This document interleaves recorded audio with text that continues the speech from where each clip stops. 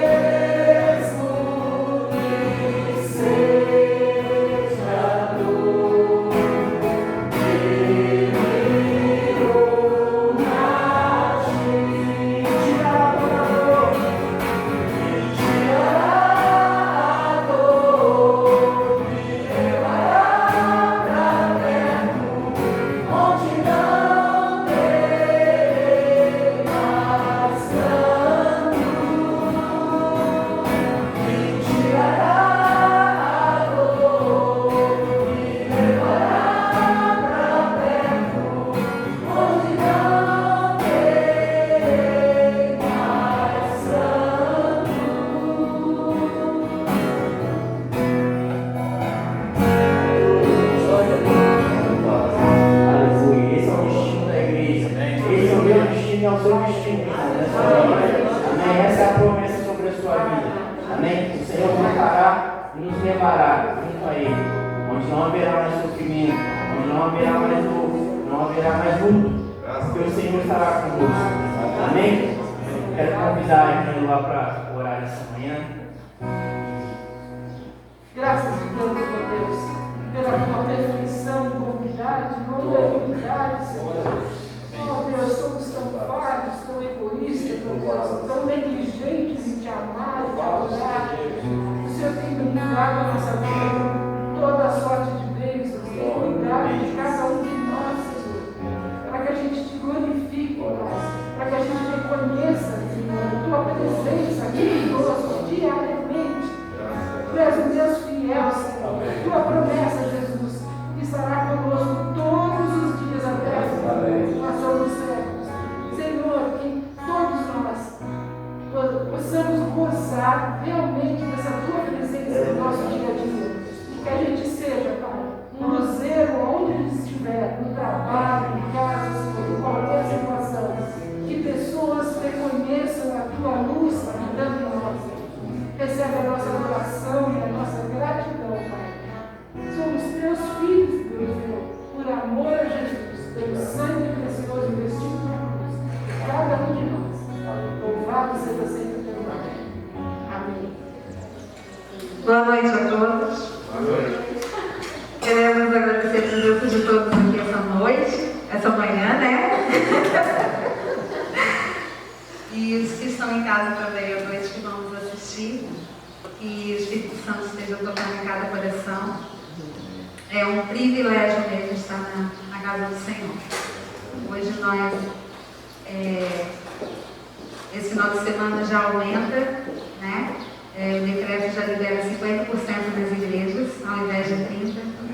Então podemos vir aqui sem medo de estar com uma lotação esgotada. Queremos fazer algumas lembranças aqui, que é dos nossos canais no YouTube, que tem então as celebrações nos domingos, né? Às 19h30 no YouTube, tem também as mensagens, e pelas redes sociais, então, IEC Floripa, IEC Floripa, tudo junto. Só digitar lá. Tem um canal também do Instagram, que está sendo repaginado. Tem já algumas coisas lá também, os irmãos irem acompanhando. E agradecemos também a todos que contribuíram para a aquisição do telhado, né, com a obra de trás, Deus tem nos abençoado.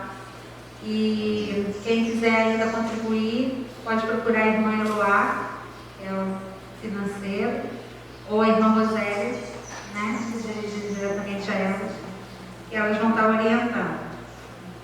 O nosso boletim de hoje tem duas chamadas sobre fazer discípulos, né, que é a orientação que Jesus deixou aqui.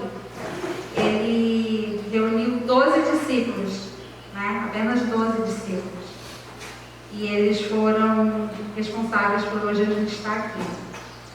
Então, esse ID faz com que a gente promova a conexão com o outro, a conexão com Deus e o serviço, né, ao mundo. Então, através desses exercícios que esses discípulos deram, a gente hoje pode estar aqui, né? E esse é o ID que a gente vai fazer a partir daqui. E também tem a oração extraordinária, prestem atenção, tá? A oração extraordinária que tem em cada boletim, para que a gente possa estar se conectando a Deus cada vez mais, para nos conectarmos também aos outros e para servir ao mundo. E vai ter uma transformação em nós, primeiramente, e na igreja consecutivamente. E a gente vai ter essa conexão aí, tá? Essa oração extraordinária. Agora vamos assistir ao vídeo da série de mensagens agora que está sendo proposta, que é o centro da história.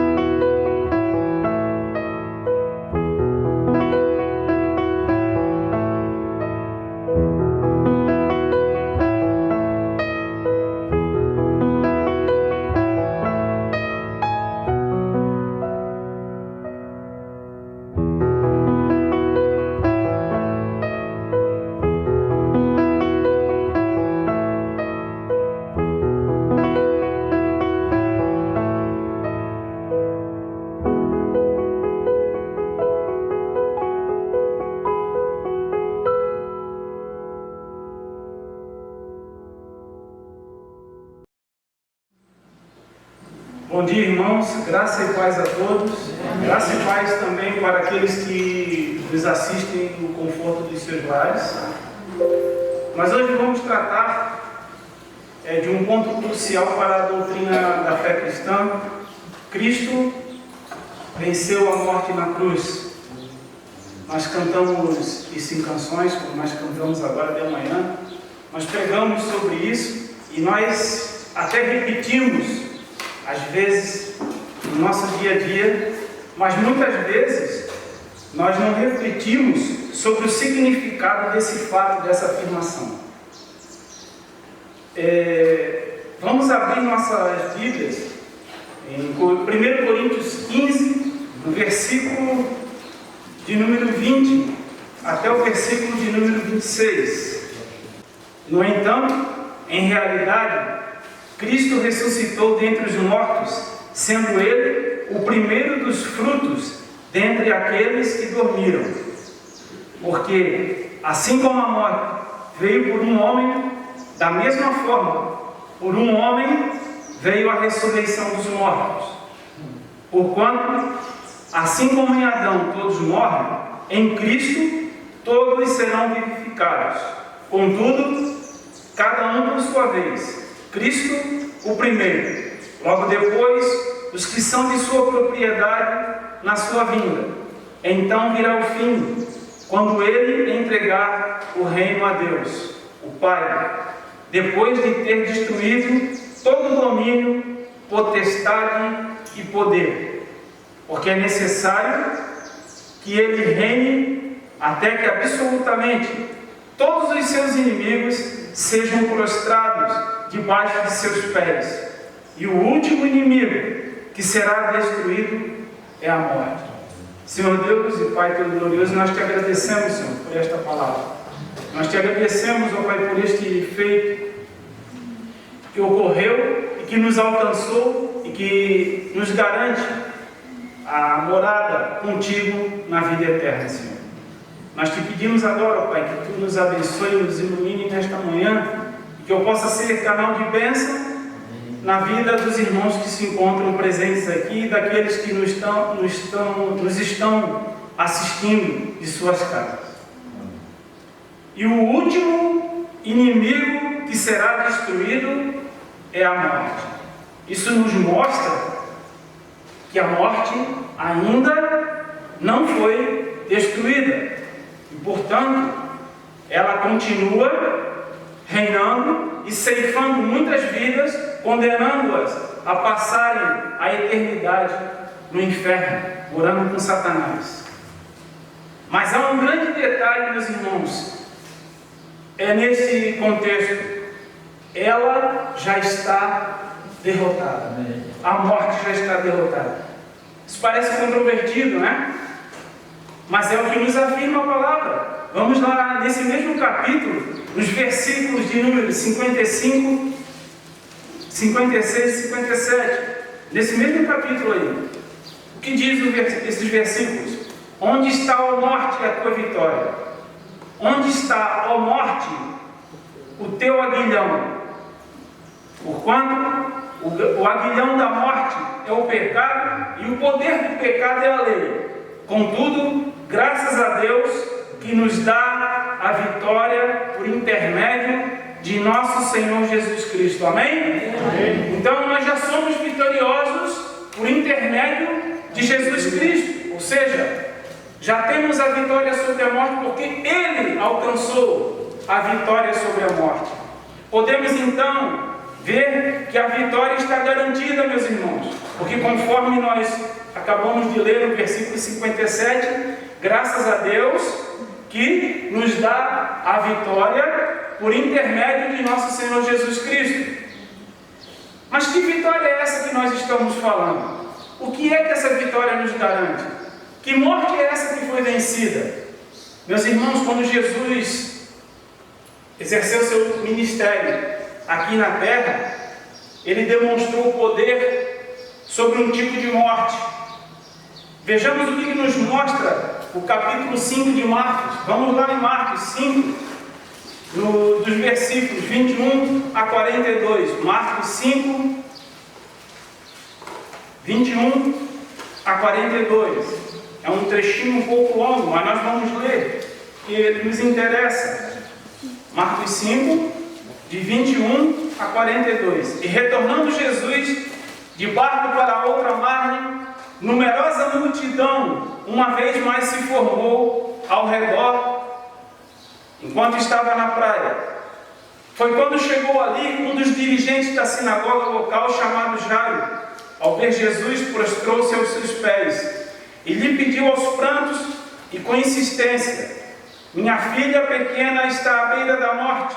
Vem, impõe tuas mãos sobre ela para que ela seja curada e viva. Então Jesus foi com ele, e uma enorme multidão o acompanhava, apertando-o de todos os lados. Estava por ali certa mulher que havia 12 anos vinha padecendo de hemorragia. Ela já tinha sofrido demasiado sob os cuidados de vários médicos e gastara tudo o que possuía. Porém, em vez de melhorar, ia de mal a pior. Tendo ouvido falar a respeito de Jesus, passou pelo aglomerado de pessoas e conseguiu tocar em seu manto, pois dizia consigo mesmo: se eu puder ao menos tocar as suas vestes, ficarei curada. E naquele instante se lhe estancou a hemorragia e a mulher sentiu em seu corpo que estava liberta do seu sofrimento. No mesmo momento, ao sentir que do seu interior fora liberado o poder, Jesus, virando-se em meio à multidão, inquiriu: quem tocou em meu manto? Ao que os discípulos alegaram: vês a multidão que te comprime de todos os lados e perguntas: quem me tocou? No entanto, Jesus continuou olhando ao seu redor, esperando ver quem havia feito aquilo. Então a mulher, assustada e trêmula, sabendo o que lhe tinha sucedido, aproximou-se e, prostrando-se aos seus pés, declarou-lhe toda a verdade. E Jesus afirmou-lhe: minha filha, a tua fé te salvou. Vai-te em paz e esteja liberta do teu sofrimento. Enquanto Jesus estava falando, chegaram algumas pessoas vindas da casa de Jairo, o dirigente da sinagoga, a quem informaram: tua filha já está morta, não adianta mais incomodar o mestre.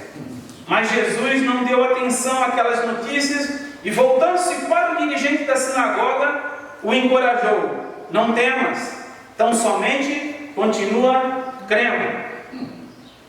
E ordenou que ninguém o acompanhasse a não ser Pedro, Tiago e João, irmão de Tiago. Assim que chegaram à casa do dirigente da sinagoga, Jesus observou grande agitação, com muitas pessoas consternadas, chorando e se lamentando em alta voz. Ao entrar na casa, lhes questionou: por que estáis em alvoroço e pranteais? A criança não morreu, mas está dormindo. E todos ali menosprezaram o juízo feito por Jesus. Ele, contudo, mandou que saíssem, chamou para perto de si o pai e a mãe da criança, bem como os discípulos que estavam em sua companhia, e adentrou o recinto onde jazia a criança.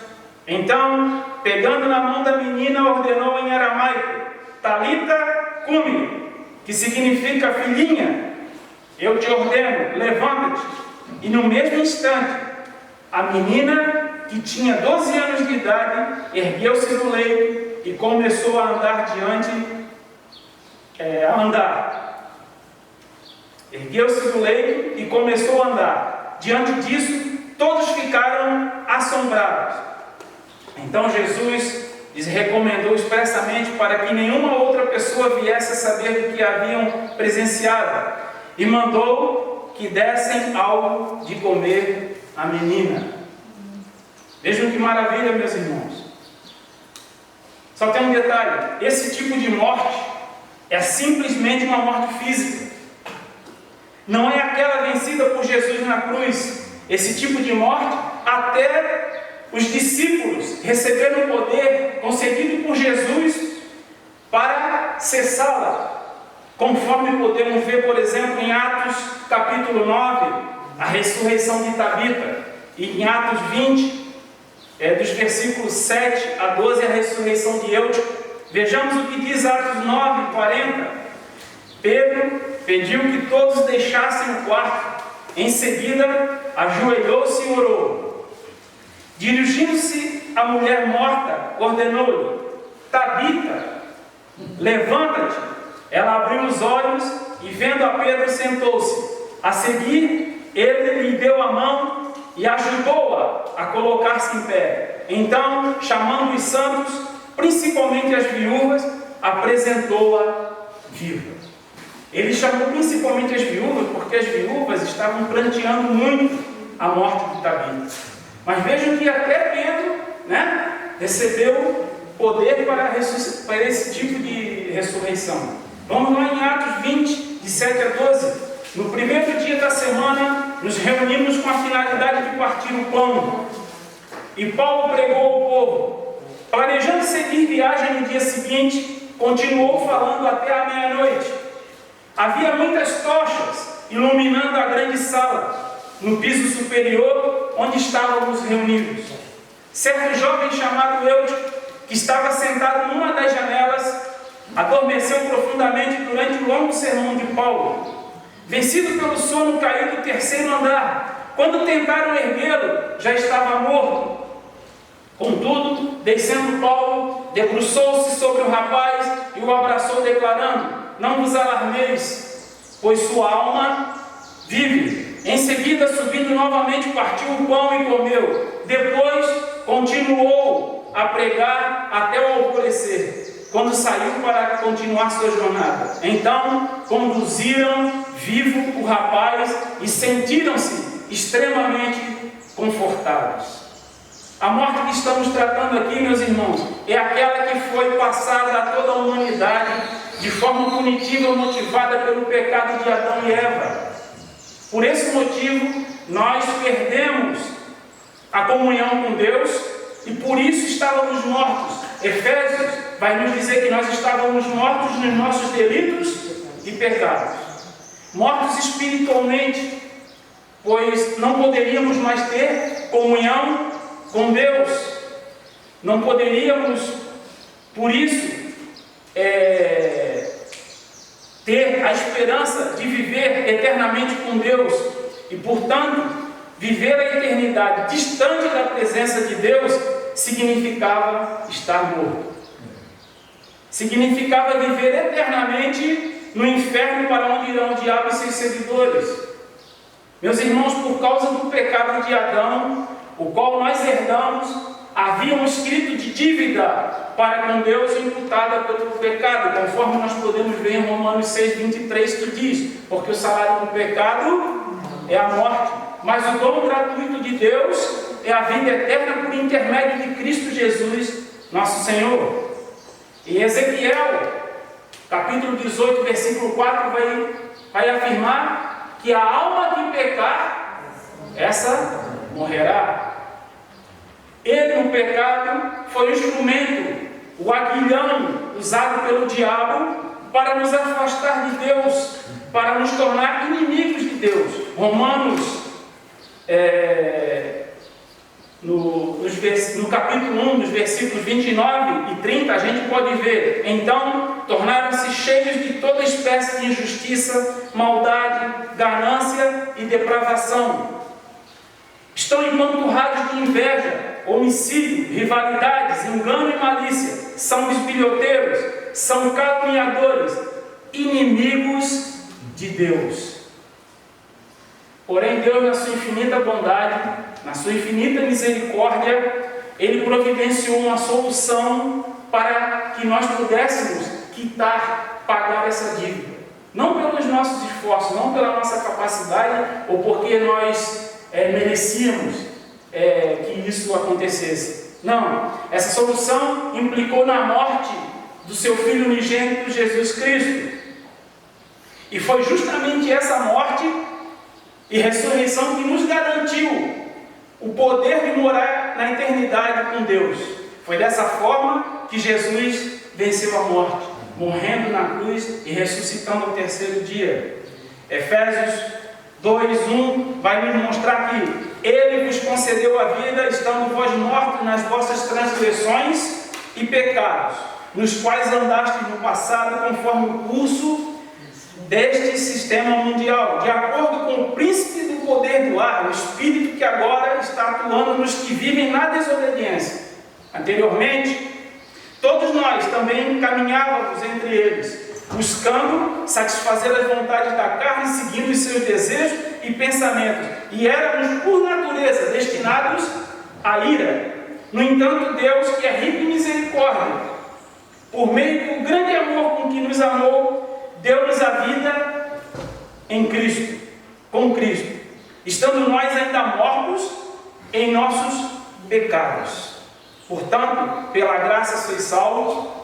Deus nos ressuscitou com Cristo e com Ele nos entronizou nos lugares celestiais em Cristo Jesus, para revelar nas eras vindouras a suprema riqueza da sua graça, por intermédio da sua bondade para conosco em Cristo Jesus. Isso é motivo de alegria, isso é motivo de comemoração. Ou seja, cada texto desse está nos mostrando que a morte realmente está derrotada, ela foi vencida por Cristo na cruz. Por isso, nós não podemos cantar em canções, ouvir pregações e repetir sem que haja realmente uma reflexão sobre o que nós ouvimos e o que nós falamos. Meus irmãos, nós não podemos esquecer que tão glorioso feito, a remissão dos nossos pecados e a justificação concedida por nosso Deus mediante esse sacrifício, é algo que nós não tínhamos condições de fazer, é algo que nós, pelo nosso mérito ou pela nossa capacidade, conseguiríamos fazer, mas Deus, pela sua infinita bondade, pela sua infinita misericórdia, nos concedeu a graça de ter esta convicção, de ter esta esperança. Então, nós precisamos ter em mente que a vida, ela não termina com a morte física do corpo. Precisamos ter a exata noção de que a vida continua após a morte. E até esse corpo que nós agora ocupamos, um dia também será glorificado na ressurreição, para podermos viver eternamente com Jesus Cristo. E esta questão da ressurreição, de um dia nós vimos a morar com Jesus, essa questão da ressurreição foi a razão de Paulo ter escrito esse capítulo 15, aos Coríntios. Pois a cultura helênica, ou seja, a cultura grega que prevalecia, pois Coríntios era uma cidade grega, ela permeava aquela igreja e estava fazendo com que alguns não vislumbrassem a ressurreição conforme prometido pelo próprio Senhor Jesus Cristo. Os gregos, eles não acreditavam na ressurreição dos mortos.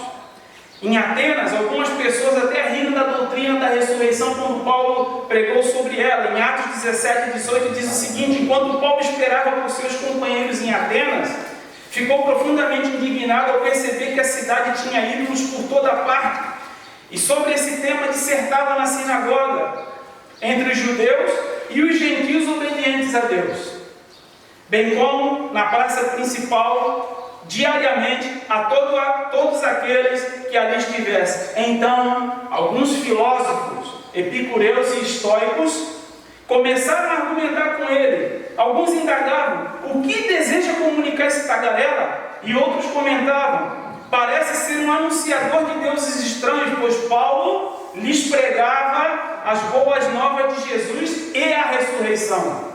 Mais à frente, ainda no mesmo capítulo, lá nos versículos de número 32 e 33, nós vamos ver: entretanto, alguns deles, assim que ouviram falar sobre a ressurreição dos mortos, começaram a dizer zombarias, e outros ainda exclamavam: sobre esse assunto te daremos ouvidos numa outra oportunidade.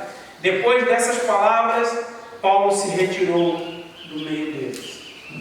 Os filósofos gregos, eles ensinavam que o corpo físico era a prisão da alma. Eles entendiam que a alma era pré-existente ao corpo físico, e que quando estando dentro deste corpo, ela estava presa, e a única solução para a libertação da alma seria a morte do corpo físico. Era nesse tipo de crença, ou melhor, era esse tipo de crença que estava permeando a igreja de Coríntios, e Paulo tinha que combater esse tipo de pensamento.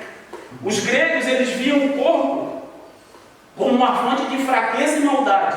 Então um corpo que era fraco e mau não poderia viver eternamente. Essa era a visão que eles tinham. E Paulo tinha que lidar com esse tipo de pensamento. Mas até os judeus tinham um problema com a história da ressurreição. Tanto é verdade que a questão da ressurreição foi o ponto-chave que Paulo usou na sua defesa, quando ele estava perante o Sinédrio. Os saduceus, eles rejeitavam essa ideia da ressurreição, diferentemente dos fariseus. Tanto que Paulo usou essa diferença na sua defesa perante o Sinédrio. Vamos ver o que diz Atos 23, versículos 6 a 8. Irmãos, eu sou fariseu, filho de fariseus, eis que estou sendo julgado por causa da minha esperança na ressurreição dos mortos.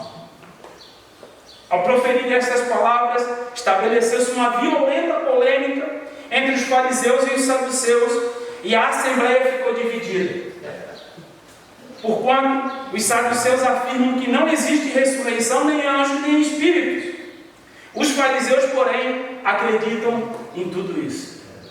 Então, meus irmãos, a crença em uma ressurreição pessoal e uma ressurreição corporal, ela é fundamental para a fé cristã, para a fé na Bíblia, para a fé em Deus, em Jesus Cristo.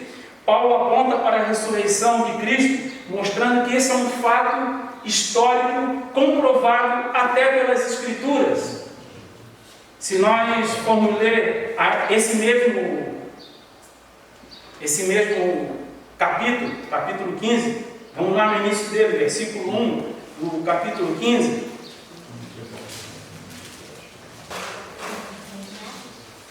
Não, desculpa, é em Coríntios, o capítulo que a gente iniciou a leitura tá? Capítulo 15 de Coríntios.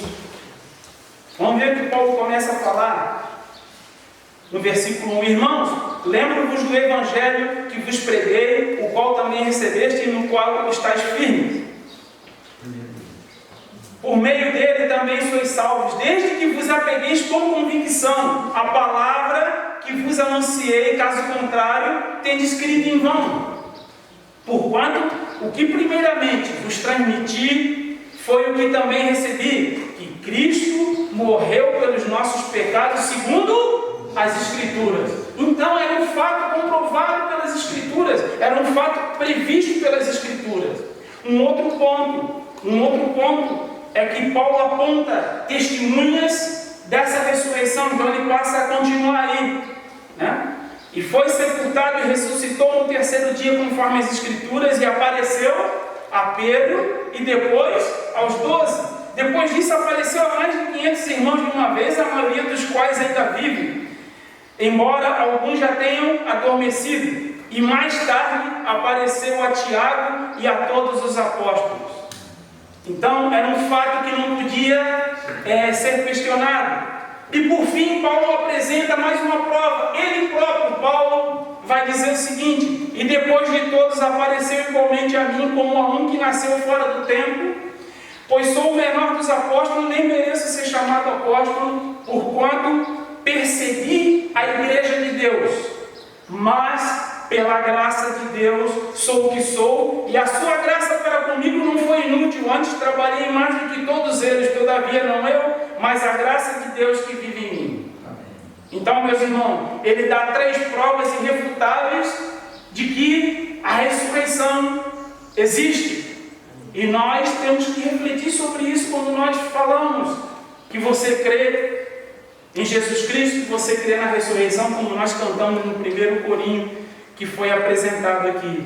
E Paulo então passa a mostrar que se não houvesse ressurreição, não haveria salvação. Ainda no mesmo capítulo, dos versículos 12 a 14, ele vai dizer: ora, se tem sido proclamado que Cristo ressuscitou dentre os mortos, como é possível que alguns dentre vós afirmais que não existe ressurreição dos mortos?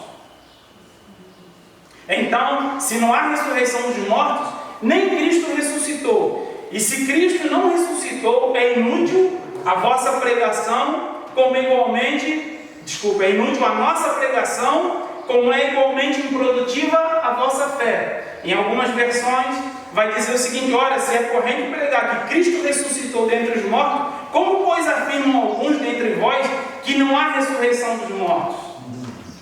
E se Cristo não ressuscitou, é vã a nossa pregação e vã a vossa fé. Em vez de inútil, ele diz é vã. Ora, meus irmãos, precisamos estar convictos dessa vitória, pois ela é a razão da nossa esperança. Por isso que Paulo começa aí no versículo 1, falando: irmãos, eu lembro-vos do evangelho que vos preguei, o qual também recebeste, no qual estáis firme. Aí no versículo 2 ele diz: por meio dele também sois salvos, desde que vos apegueis com convicção. Jairo se apegou com convicção à pessoa de Jesus e creu que a filha dele podia ser ressuscitada. Aquela mulher, ela creu, ela sabia que se ela tocasse no manto, na hora do manto de Jesus, ela seria curada do seu problema. Aí às vezes nós não temos essa convicção diante de determinadas situações, diante de determinados fatos. Nós precisamos ter convicção. Abraão teve convicção quando Deus disse que ele seria pai de uma grande nação, sendo ele já próximo dos 100 anos de idade, e a sua esposa próximo dos 89 anos de idade. Então, meus irmãos, há uma grande diferença revelada por essa verdade bíblica. Vejamos o que diz os versículos 50 a 54 do mesmo capítulo de Coríntios 15. Contudo, irmãos, eu vos afirmo que carne e sangue não podem herdar o reino de Deus, nem o que é perecível pode herdar o imperecível.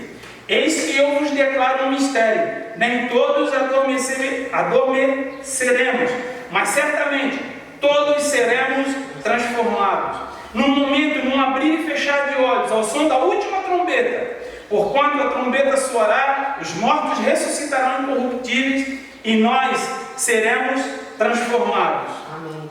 Pois é impreterível que este corpo que perece se revista de incorruptibilidade, e o que é mortal se revista de imortalidade. No momento em que este corpo perecível se revestir de incorruptibilidade e o que é mortal for revestido de imortalidade, então se cumprirá a palavra que está escrita: devorada, pois, foi a morte pela vitória. Irmão, Jesus venceu a morte na cruz. Amém. Glória a Deus. Amém. Morte foi devorada pela vitória.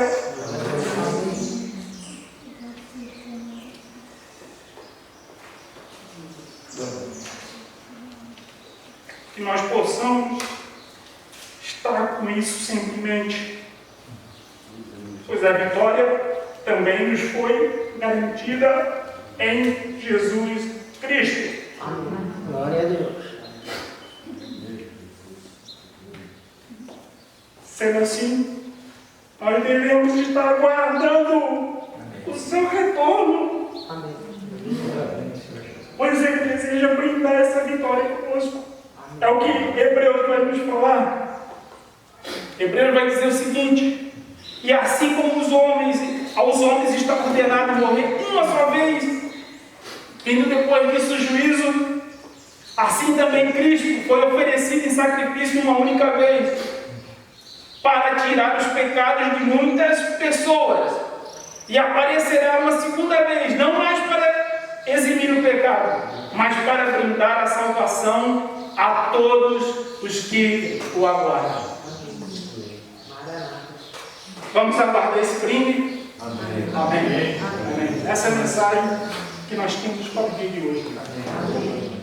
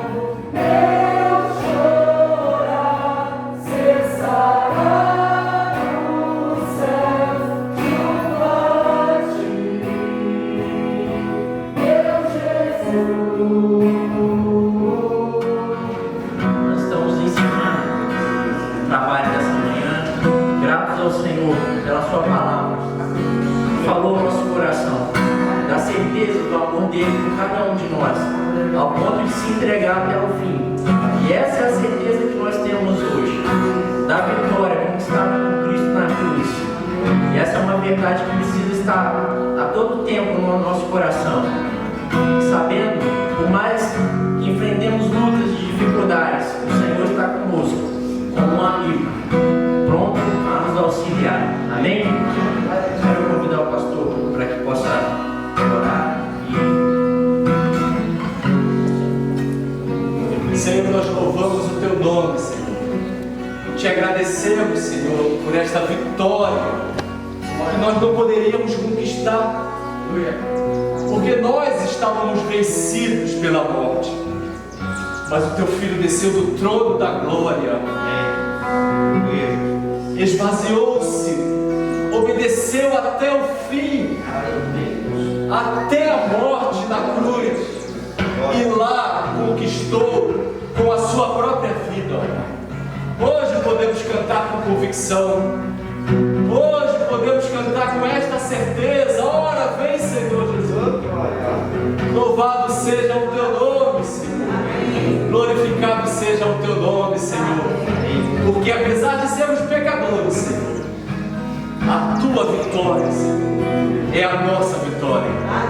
A Sua ressurreição é a nossa ressurreição. Por isso que podemos cantar, Senhor, ora vem, Senhor Jesus. Porque temos a certeza, Senhor, que naquele dia nós ressuscitaremos quando ouvir a Tua voz nos chamando pelo nome, Senhor. Que a graça do Senhor Jesus, o amor de Deus, o nosso Pai, o consolo da certeza da ressurreição e a comunhão do Santo Espírito seja sobre cada um de nós, seja sobre esses que estão aqui, sobre os que estão em casa, sobre os nossos vizinhos, sobre todo o povo de Deus espalhado pela face da terra hoje e para todo sempre. Amém, Senhor. Ora vem, Senhor.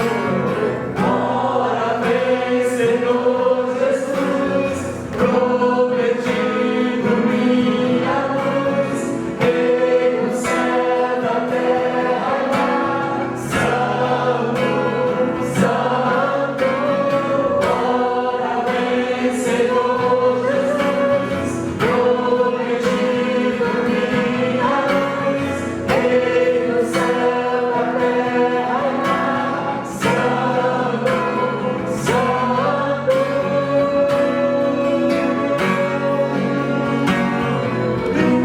Cristo, meu amigo, meu Senhor, Salvador, meu chorar cessará no céu, junto à hora. Vem, Senhor Jesus, prometido minha luz, em o céu da terra, Santo, Santo. Ora vem, Senhor Jesus, prometido minha luz, em o céu da terra, Santo, Santo.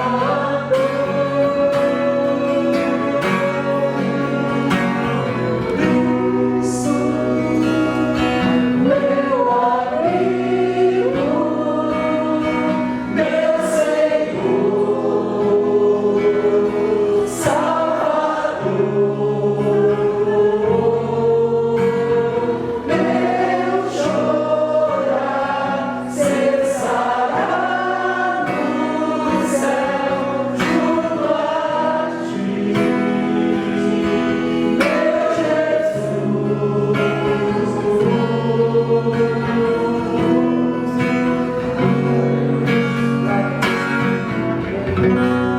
Amém. Deus te abençoe em nome de Jesus. Amém.